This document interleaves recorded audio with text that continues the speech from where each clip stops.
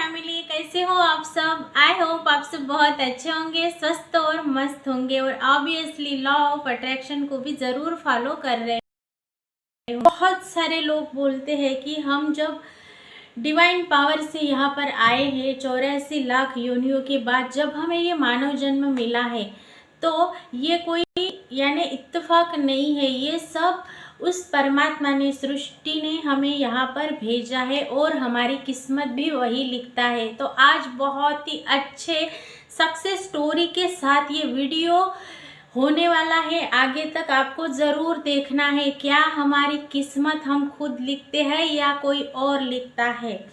ये आपको आगे तक देखने के बाद ही पता चलेगा कि हमारी किस्मत कौन लिखता है। और एक ऐसी एक स्टोरी है जो सक्सेस स्टोरी है, जो बहुत ही अच्छी है और इसको सुनने के लिए आपको वीडियो को लास्ट तक देखना ही पड़ेगा।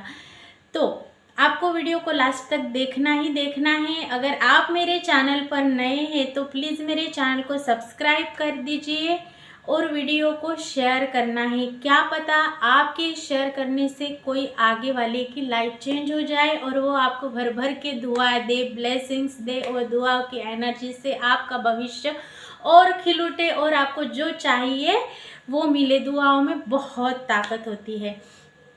तो बेसिकली हमारी किस्मत लिखता कौन है? तो हमारी किस्मत जो है वो कोई डिवाइन पावर नहीं लिख कर भेजती और ना ही हमारे पेरेंट्स लिख कर भेजते हैं। हम खुद ही हमारे जो कर्म करते हैं, जिस प्रकार की हम मेहनत करते हैं, हमारी सोच है, उसी के मुताबिक हम खुद ही हमारा भाग्य जो है, हमारी किस्मत है, वो हम लिखते हैं। हर दिन हमारे द्वारा किए गए जो छोटे बड़े फैसले हैं, जो लगन, जो हम भविष्य में मेहनत करते हैं, जो हर दिन हम मेहनत करते जाते हैं, तो वैसे ही हमारी किस्मत हम लिख रहे होते हैं। हमारे छोटे बड़े अनुभव, हमारी मेहनत, जो सफलता मिलती है, वो सब हम ही क्रिएट करते हैं। बेसिकली माना जाए तो पानी में भी वो ताकत है जो पत्थर को चीर देता है। तो वो कब है? तो वो ताकत आती है जब वो धारा इतनी धारदार बन जाती है, तब वो पत्थर को काट सकती है। वैसे ही हम बोले कि हमने पेड़ लगाया है तो फ्रूट्स तो आज ही मिलेंगे, तो ऐसा नहीं होता। जब फ्रूट्स यानी फल हमें कब मिलते हैं? वो जब पेड़ बन जाता है, बड़ा हो जाता है, अंदर अपनी एक वो शाखाएं अंदर ऐसे मजबूती से रूज जाती है, तब भी वो फल मिलते हैं हमें, वो पेड़ हमें फल देता है। वैसे ही हम जैसे मेहनत करते हैं लगन के साथ, सच्चाई से, ईमानदारी से, हमारा कर्मा अगर हम अच्छे रखते हैं, किसी के बारे में बुरा बर्ताव नहीं करते, सोच यहाँ पर अच्छी है, बस हम फोकस्ड होके अपने काम पर ध्यान देते हैं, लोगों के प्रति सच्ची भावना, ईश्वर के प्रति सच्ची भावना, जब ये हमारे अंदर हमारा भाव अच्छा रहता है तो वो आकृति बनती जाती है, उसके फल हमें मिलने लगते हैं। कभी कभी कोई भी चीज़ का फल बहुत देर से मिलता है तो वो एक डिवाइन टाइमिंग होता है। जब वो उसका फल पक्व हो जाता है तब हमें मिलता है, क्योंकि तब हम उतने अच्छे से ग्रो नहीं हुए होते हैं उसको संभालने के लिए। तो इसके लिए वो डिवाइन पावर यानी यूनिवर्स का जो मास्टर प्लान होता है, उसके मुताबिक हमें हर चीज़ का फल भी मिलता है। तो एक ऐसी ही कहानी से, सच्ची घटना के साथ रूबरू करवाने मैं जा रही हूँ, जो कि 10 से 12 साल के अंतराल से जो एक जॉब के लिए प्रयास कर रही थी, जिसको यानी एमपीएससी की एग्ज़ाम देते ही जा रही थी, लगातार मेहनत करते जा रही थी। जब क्लासेस कर रही थी तब वो दीदी भी क्लासेस कर रही थी। वो यानी बहुत ही लगन के साथ वो प्रयास कर रही थी, सच्ची भावना के साथ। यानी बहुत सारे ऐसे प्रयास गए उनके कि उनको असफलता हाथ लगी। बहुत ही कठिन परिस्थितियाँ होना शुरू कर दिया। 38 की उम्र थी उनकी, लेकिन आज यानी 38 इयर्स की वो दीदी है और उन्होंने हार नहीं माना। और 2-3 दिन पहले ही उनका सिलेक्शन है गवर्नमेंट में, जो एमपीएससी एग्ज़ाम उन्होंने दी थी और महसूल अधिकारी करके उनका सिलेक्शन हुआ है और वो सिलेक्टेड हो गए। तो बहुत बड़ी ये कामयाबी है उनके लिए। तो ये सब क्या उन्होंने लिखा, परमात्मा ने लिखा, उनकी ब्लेसिंग्स उन पर हमेशा थी, लेकिन वो डट कर खड़ी रही। जो पाना है वो पाना ही है। घर के हालात अच्छे नहीं थे, कोई हेल्प नहीं कर रहा था, फिर भी वो पूना में जाकर अच्छे क्लासेस लेकर ऐसे वैसे कैसे तो भी दिन निकाल कर उन्होंने बहुत ही अच्छे से उन्होंने जो एग्ज़ाम दी उसको क्लियर किया और आज वो जॉब पर लग गई है। तो ये सफ़र क्या उनके लिए बहुत आसान था? नहीं था। एक गरीब घर की लड़की के लिए पुणे जैसे शहर में जाकर क्लासेस लगाना, रहना, खाना पीना और उम्र होती जा रही है बेसिकली, यानी 25 साल से 30 साल में ही लड़कियों की शादी कर दी जाती है। लेकिन उन्होंने खुद का यानी एक ऐसा नेचर पैदा किया, उन्होंने खुद के साथ ऐसा कमिटमेंट किया कि उनको जब तक जीवन में कुछ कर नहीं लेती, जब तक उनका जो ध्येय है उसको वो सिद्ध नहीं कर लेती, तब तक वो शादी नहीं करेंगी। और जब उन्होंने कठिन प्रयास किए, रात रात जग कर निकाली, बहुत सारे प्रयासों में असफलता पाई, लोगों ने बोलना भी शुरू कर दिया, लेकिन उन्होंने उस पर ध्यान नहीं दिया। उन्होंने जो विश्वास अपने अंदर खुद से होकर खुद के लिए वो प्रेरणा बनी और वही आज लोगों के लिए भी प्रेरणा बनी। बहुत सारे असफल प्रयास रहे, लेकिन वो दीदी जो है वो घबराई नहीं, डट कर रही। लोग क्या बोल रहे हैं इस पर उन्होंने ध्यान नहीं दिया। यही लोग थे आज वो उनकी तारीफ कर रहे थे, लेकिन कुछ साल पहले अभी तक यही लोग थे जब वो उनकी निंदा कर रहे थे, कुछ भी बोल रहे थे। तो ये ऐसा होता है। ये सब उनको कैसे मिला? उनके मेहनत से उनको मिला। उन्होंने जो पास्ट में मेहनत करी थी, खुद पर विश्वास रखा था, उसके ही कारण जितनी भी चुनौतियाँ आई थी उनका डट कर खड़े रहकर खुद ने सामना किया था। वो एक एक दिन एक एक पल उन्होंने निकाले थे बड़ी आशा के साथ, वो सपने देखकर। तो उनकी जो मेहनत थी वो आज रंग लाई और वो दीदी जो है वो महसूल ऑफिसर बनी। तो ये जो रेवेन्यू डिपार्टमेंट में उनको ये जॉब मिला ऑफिसर का, तो ये क्या है?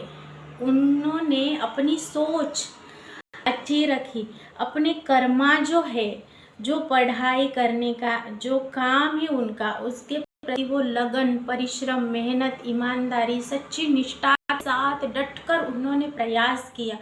वो बिल्कुल भी डगमगाई नहीं।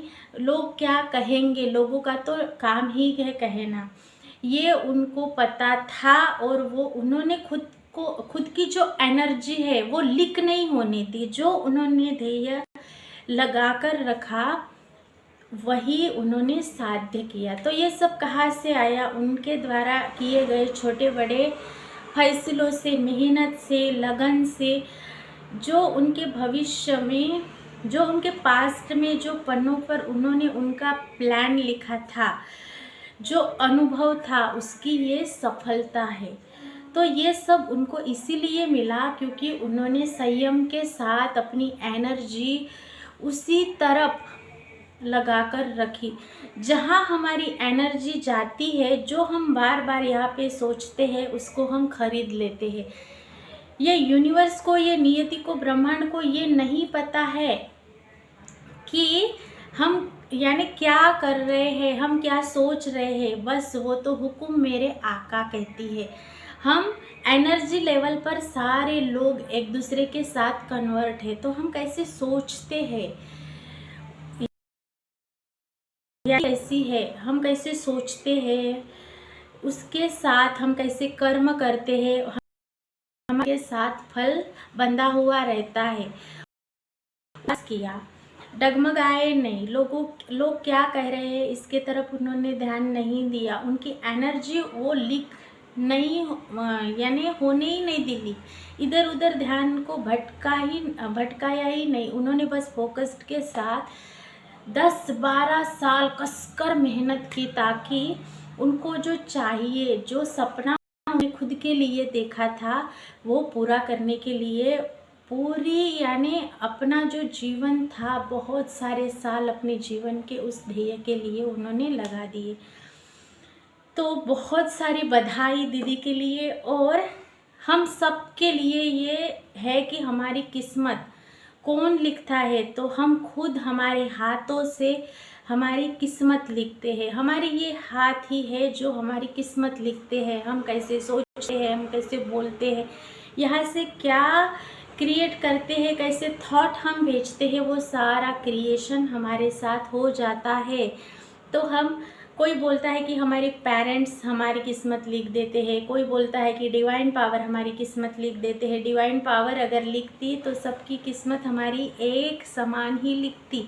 हम सबकी इच्छाएं अलग है, व्यवसाय अलग है, हम सबकी चाहतें अलग है, हर किसी को अलग अलग व्यक्ति को पाना है, हर किसी को अलग अलग व्यवसाय, किसी को इंटरेस्ट अलग अलग एरिया में है। तो हर किसी की चाह, ड्रीम्स, डिज़ायर, डेस्टिनी अलग अलग है, फिर भी हम सक्सेस पा सकते हैं। तो क्या है, हमारे कर्मा, हमारी सोच, हमारा बर्ताव, ये सच्ची लगन होनी चाहिए। हमारी मेहनत जो है वही हमारी सोच है, हमारी मेहनत है, हमारे कर्मा है, यही सारी चीज़ों को किस्मत लिखी जाती है। और हम खुद हमारे बारे में जैसा हम क्रिएट ही हमारी डेस्टिनी बनती जाती है, वैसी हमारी किस्मत हम खुद के हाथों से लिख रहे होते हैं। हमारे पेरेंट्स से 2 बच्चे हैं, तो क्या वो अलग अलग प्रकार से खुद किस्मत लिखेंगे? कभी नहीं। अगर एक शैतान है, मस्ती करता है, और एक शांत स्वभाव का है, फिर भी वो दोनों में डिफरेंस नहीं कर सकते हैं। वैसे ही हम एक समान है, हम जैसे बर्ताव वैसे किस्मत के जो हमारे किस्मत के अकाउंट में वो डालते जाएंगे, उसी प्रकार हमारी डेस्टिनी तय होती है।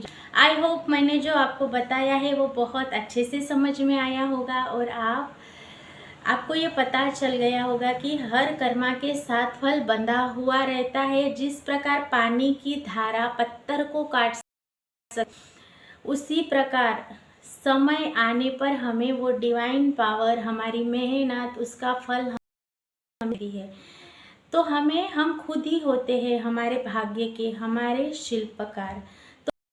तो अगर आपको ज़रूर टाइप करना है, हम खुद ही अपने हाथों से अपनी किस्मत लिखते हैं। कमेंट बॉक्स में ये ज़रूर आप अगर इस वीडियो पर आए हैं तो प्लीज़ आपको टाइप करना है कि हम खुद ही अपने हाथों से अपनी किस्मत लिखते हैं।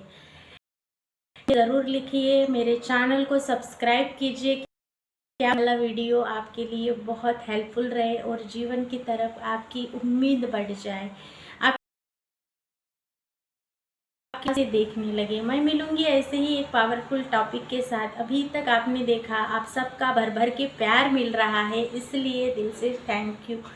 गॉड ब्लेस यू सभी। आप अपने जीवन में ग्रो करें, अच्छे कर्मा रखिए, अच्छे सोच के साथ अपने जीवन को जिए। ये जीवन एक बार 84 लाख योनियों के बाद आपको मिला है, तो इसका भर भर के आनंद लीजिए। मैं मिलूंगी ऐसे ही एक पावरफुल टॉपिक के साथ। अभी तक आपने देखा, इसके लिए शुक्रिया। Thank you so much. God bless you.